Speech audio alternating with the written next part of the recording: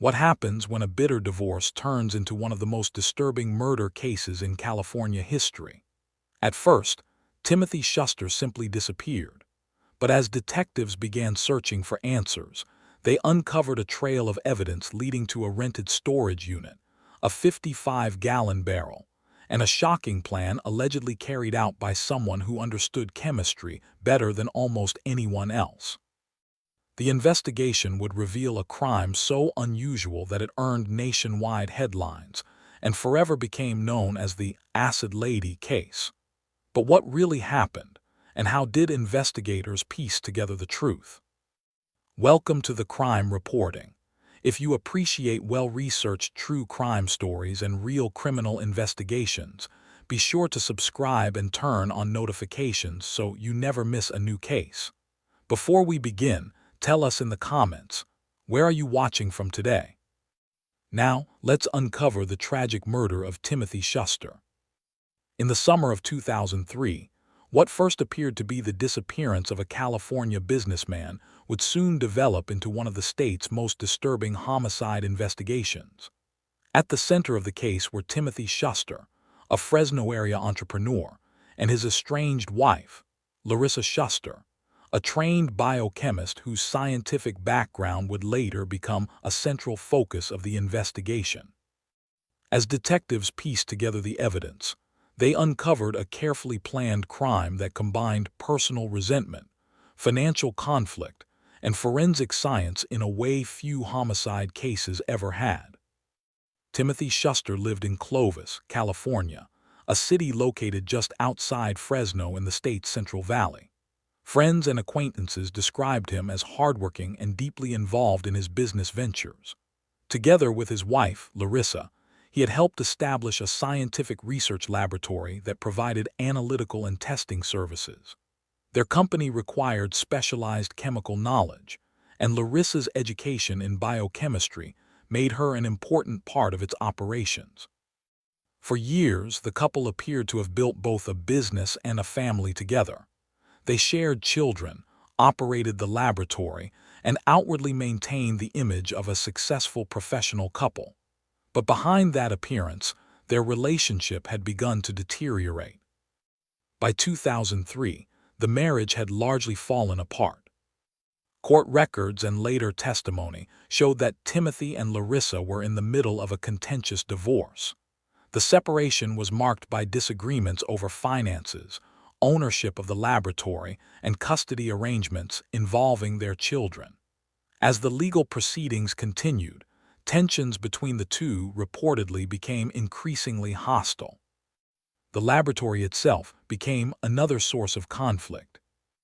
Because both parties had invested significant time and money into the business, determining who would ultimately control the company became a major issue during the divorce proceedings. Financial records, property disputes, and legal filings added to an already emotional separation. As family court hearings approached, both Timothy and Larissa faced uncertainty about their future. Friends later recalled that the divorce had become bitter and emotionally exhausting. The disagreements extended beyond the courtroom, affecting nearly every aspect of their lives. Working alongside Larissa at the laboratory was a much younger employee named James Fagone. Only 20 years old at the time, Fagone worked as Larissa's laboratory assistant. Because of his position, he spent considerable time around her, assisting with laboratory work and daily operations. Investigators would later allege that over time, Larissa developed enough influence over Fagone to convince him to participate in a plan that would forever alter both of their lives. According to prosecutors, the conspiracy developed during the weeks leading up to Timothy's disappearance. Rather than allowing the divorce and custody dispute to proceed through the legal system, investigators alleged that Larissa chose another path. On the evening of July 10, 2003, Timothy arrived at his home in Clovis, apparently unaware that investigators would later claim he was walking into a carefully planned attack. According to evidence later presented in court, Larissa and James Fagone confronted Timothy at the residence. Prosecutors alleged that Timothy was first incapacitated using a stun gun. They further argued that chloroform was also used during the assault in an effort to prevent him from resisting. Once Timothy could no longer defend himself, investigators said the two loaded him into a large plastic barrel. Rather than immediately disposing of the evidence, prosecutors alleged that the barrel was transported away from the residence under the cover of darkness. The destination was a rented storage facility. At first glance, the storage unit appeared ordinary, blending in with countless similar units rented by people storing furniture, equipment, or household belongings. But according to investigators, what was taken inside that unit would transform it into the primary crime scene.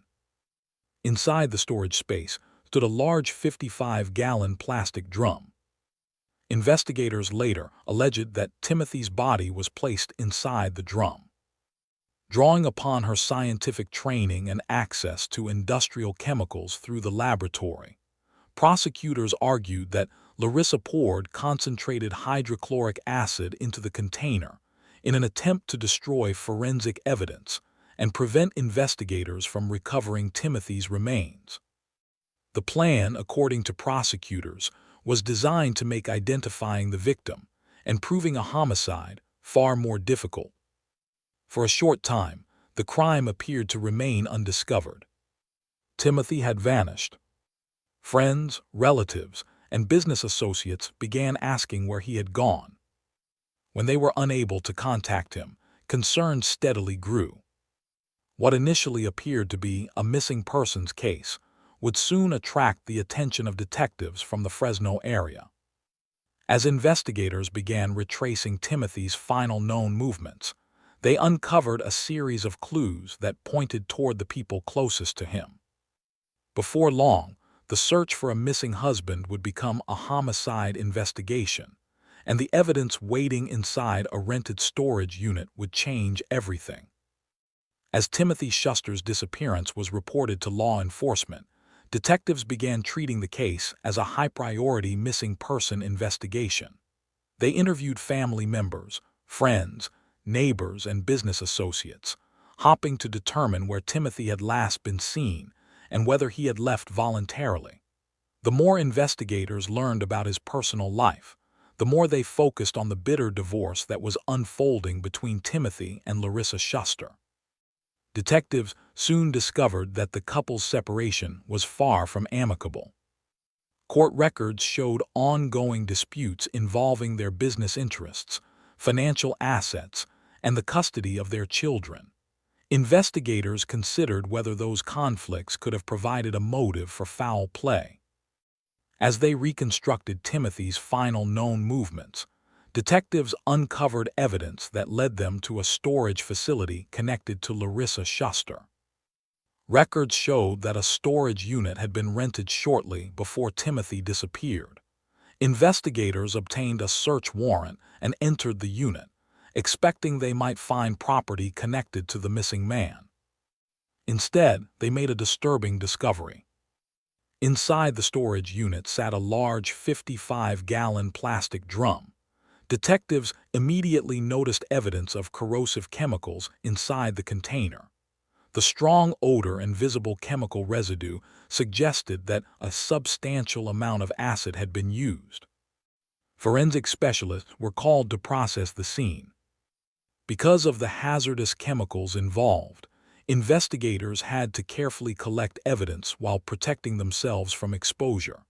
The contents of the drum were analyzed, and forensic experts determined that concentrated hydrochloric acid had been used. The discovery dramatically changed the investigation. No longer was this simply a missing person case.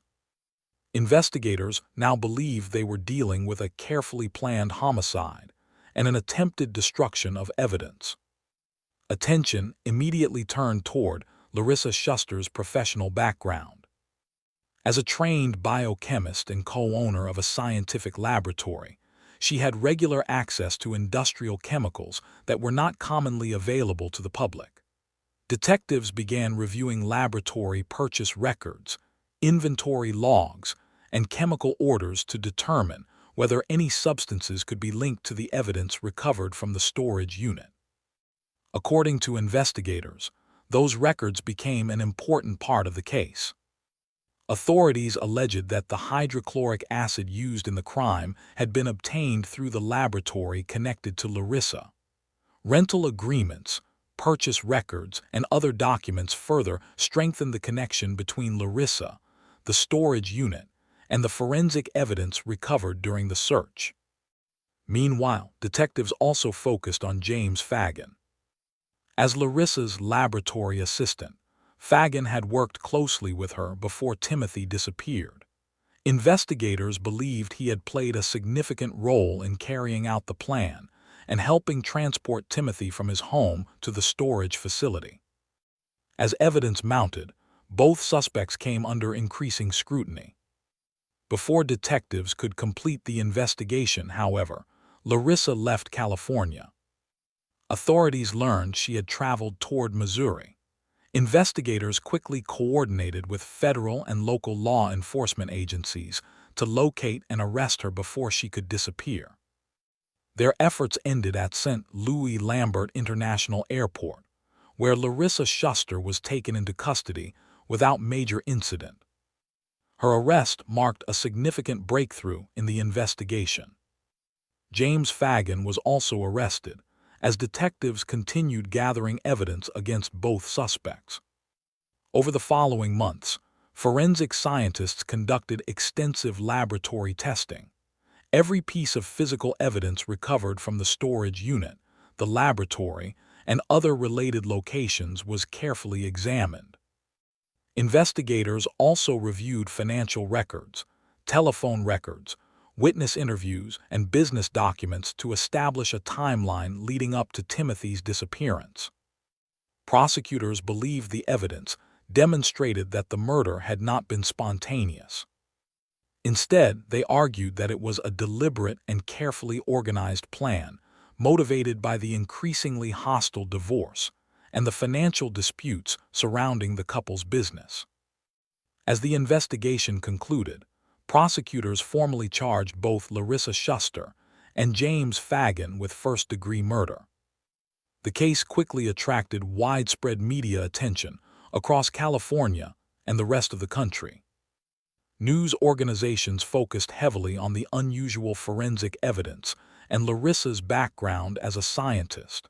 Headlines frequently referred to her as the Acid Lady, a nickname that would remain associated with the case throughout the trial.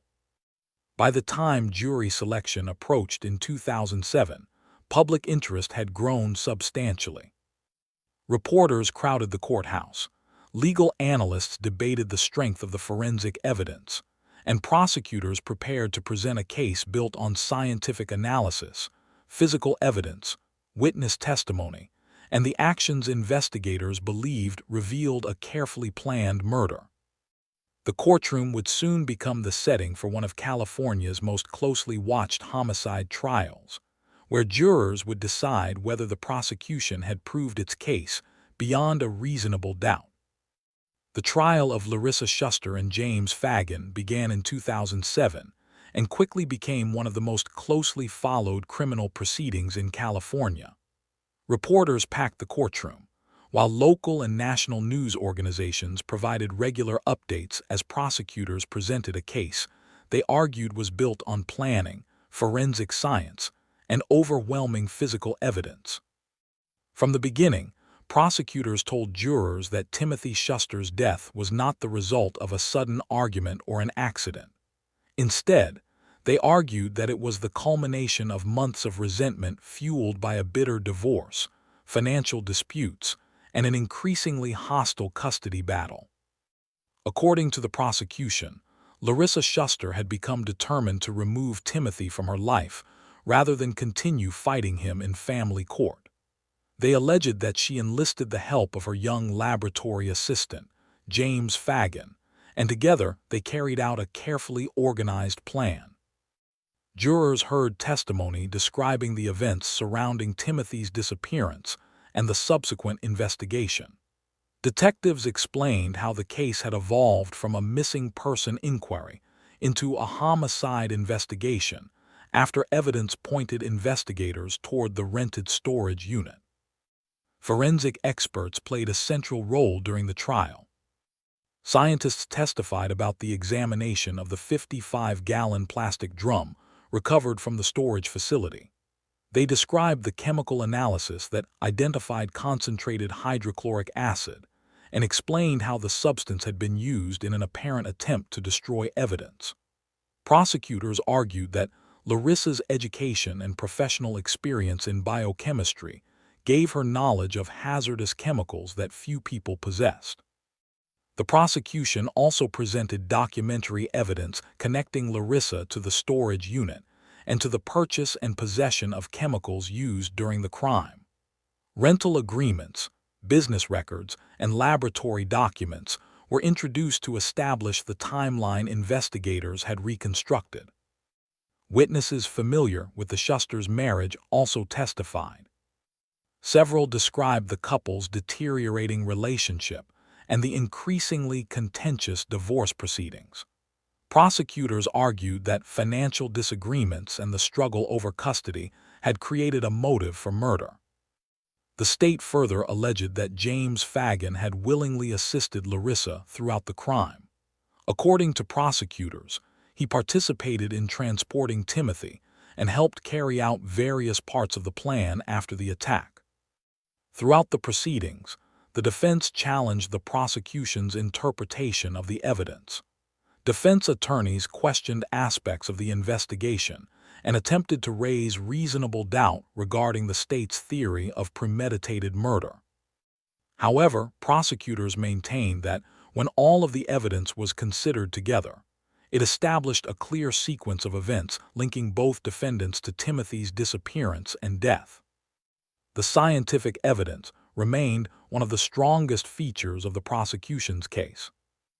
Unlike many homicide investigations that rely primarily on eyewitness testimony or confessions, this case centered heavily on forensic analysis, documentary records, and physical evidence recovered during the investigation.